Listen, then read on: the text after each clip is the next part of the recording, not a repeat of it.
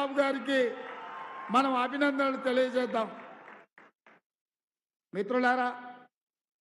మీకు అందరికీ తెలిసి ఈరోజు మధ్యాహ్నం 2 గంటల మీ దగ్గరికి రావాల్సి ఉండే, కానీ రాత్రి 12 గంటకు ఢిల్లీ నుంచి ఫోన్ వచ్చి మన నాయకుడు, మన అభిమాన నాయకురాలు శ్రీమతి సోనియా గాంధీ గారి పుత్రుడు, రాజీవ్ గాంధీ గారి కుమారుడు, ఇందిరాగాంధీ గారి మనవడు, మనందరికీ అత్యంత అభిమాన నాయకుడు శ్రీ రాహుల్ గాంధీ గారు రాయ్బరేలీ పార్లమెంటు నియోజకవర్గం నుంచి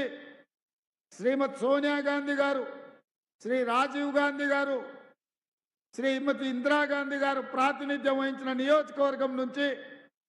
4వ తరంగా ఎన్నికల నామినేషన్ వేస్తున్నారు. మీరు ఆ నామినేషన్కు హాజరు కావాలి అని ఢిల్లీ నుంచి ఫోన్ రావడం జరిగింది. ఉదయాన హుటాహుటిన విమానం లేకపోతే ఎక్కడో ఉంటే ఆ విమానం తెప్పించుకొని మన పెద్దలు ఏఐసిసి అధ్యక్షులు మల్లికార్జున్ ఖర్గే గారిని కూడా వారితో పాటు రాయ్బరేలీ వెళ్ళి అక్కడ రాహుల్ గాంధీ గారి నామినేషన్ ప్రక్రియలో పాల్గొంటూ అక్కడ ర్యాలీలో లేట్ అవుతుంటే మా లక్ష్మణ్ కుమార్ గారు ఫోన్ చేసి ఒకటే మాట చెప్పిండు, ఎంత ఆలస్యమైనా మీరు ధర్మపురి రావాల్సిందే, వేలాది మంది వచ్చి ఇక్కడ ఉన్నారు, చీకటి అయినా సరే కరెంటు ఉన్నా లేకున్నా మీ హెలికాప్టర్ దిగినా దిగకపోయినా రోడ్డు మార్గం ద్వారా అయినా మీరు రావాల్సిందే, మా కార్యకర్తలకు మాట ఇచ్చినా నా మాట పోతుంది, నాకు అవమానం అవుతుంది, మీరు రావాల్సిందే అని చెప్పి మీ లక్ష్మణ్ కుమార్ గారు హుకుం జారీ చేసిండ్రు. ఇక మరి మీ పెద్దపల్లి ధర్మపురోలు హుకుం జారీ చేస్తే వినాల్సిందే కదా.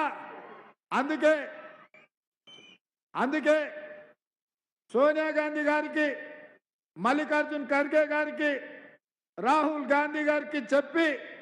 వారి నామినేషన్ అయిన వెంబడే వారు పూజా కార్యక్రమంలో పాల్గొంటుంటే అక్కడికి వెళ్ళి దైవ దర్శనం చేసుకొని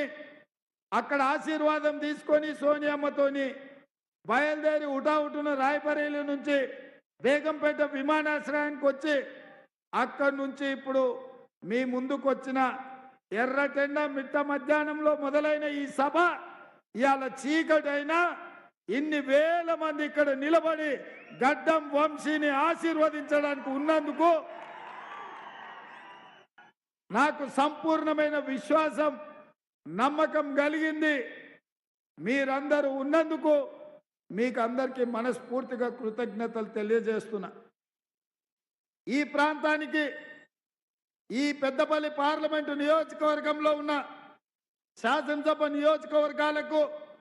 ఈ పార్లమెంటుకు ఒక గొప్ప చరిత్ర ఉన్నది దేశంలో. ఈ ప్రాంతం